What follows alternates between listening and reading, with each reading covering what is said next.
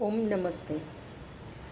Pancreas का एक और हार्मोन है जो कि उसका डेल्टा सेल्स बनाता है, वो है सोमेटोस्टेटिन। ये हार्मोन हमारे ब्रेन में हाइपोथैलेमस से भी बनता है।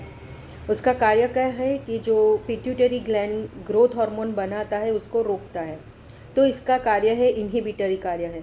हमारे हार्मोन्स दो प्रकार से कार्य करते हैं। एक है सिक्रेटरी, मतलब कि वो एंजाइम्स को सिक्रेट करने के लिए उकसाते भी हैं, और कि कोई एक हार्मोन ऐसे भी होते हैं जो इनहिबिटरी कार्य करता है, जो रोकता है। तो इस तरह से सोमेटोस्टेटिन, इंसुलिन, ग्लूकागोन, TSH जो थायराइड स्टिमुलेटिंग हार्मोन जो थायराइड ग्रंथि को उकसाते हैं, उनको इनहिबिट भी करता है, यानी रोकता भी है। हमें हाइपर नहीं करना है, तो क्या करेगा, वो रोकेगा। गैस्ट्रिन और गैस्ट्रिक जूस, इन सभी को रोकता है।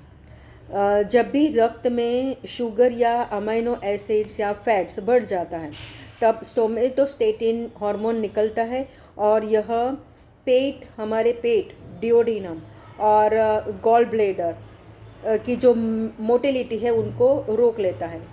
और हमारे जो इंटेस्टाइनल ट्रैक है, GIT, उसकी वहाँ से जो नलिकाएं, जो स्रावी निकलती है, उनका निकास एवं अवशोषण को वो क्या कर देते हैं, धीमा कर देता है, ताकि खाना जल्दी से न पचे और जल्दी से एब्जॉर्ब भी ना हो।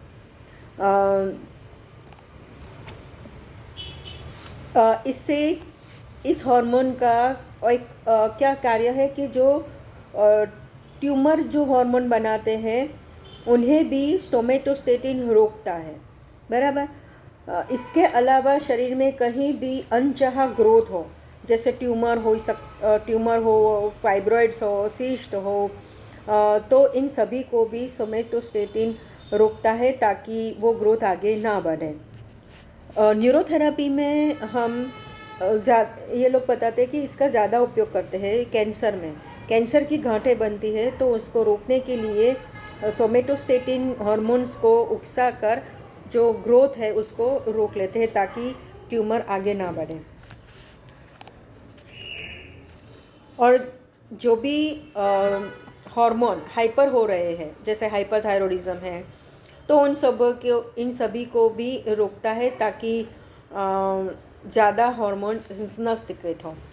ऐसे ही अगर ओवर कैल्शियम होता है, कैल्शियम अगर ज़्यादा हो जाता है, तो हमारे पेंक्रियास को वो नुकसान पहुंचाता है, तो उसको भी रोकना आवश्यक है।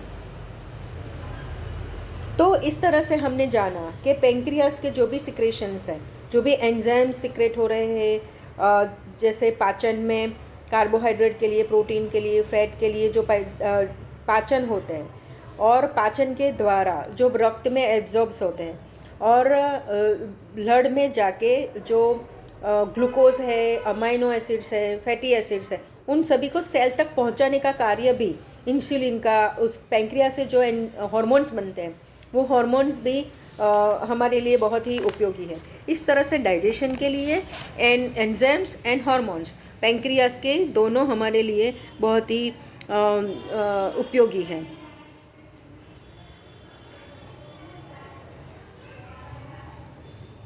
और हमने आगे देखा कि सोमेटोस्टेटिन इंसुलिन और ग्लूकागोन दोनों को रोकता है। न्यूरोथेरेपी में कहते हैं कि कैंसर का होना क्या होता है कि जो ट्रोफोब्लास्ट सेल्स होते हैं और जो एस्ट्रोजेंस हैं, वो दोनों मिलकर कैंसर पैदा करने का एक कारण बनता है, ऐसा वो कह रहे हैं। और जो भी हाइपर एक्टिविटी है, वो सब सोमेटोस्टेटिन द्वारा हम रोक सकते हैं। हाइपर एक्टिविटी और जो उसकी एक्टिविटी है, वो उनको रोक लेते हैं। इस तरह से ये उपयोगी है। अगर सोमेटोस्टेटिन पर्याप्त मात्रा में नहीं बन रहा है शरीर के अंदर, तो फाइब्रॉइड्स, ल्यूपोमा, सिस्ट, ट्यूमर वगैरह जो कैंसर उत्पन्न करने के कारण बन सकते हैं। तो इससे ज़्यादा लाभ होगा अगर सोमेटोस्टेटिन को उकसाकर अगर उसको नॉर्मल कर दिया जाए। आशा है आपको ये जानकारी अच्छी लगी होगी। आपके समय के लिए आपका धन्यवाद। तो यहाँ पर हमारा जो पेंक्रियास का जो कार्य हम कार्य समझ रहे हैं वो समाप्त होता है। आपका धन्यवाद।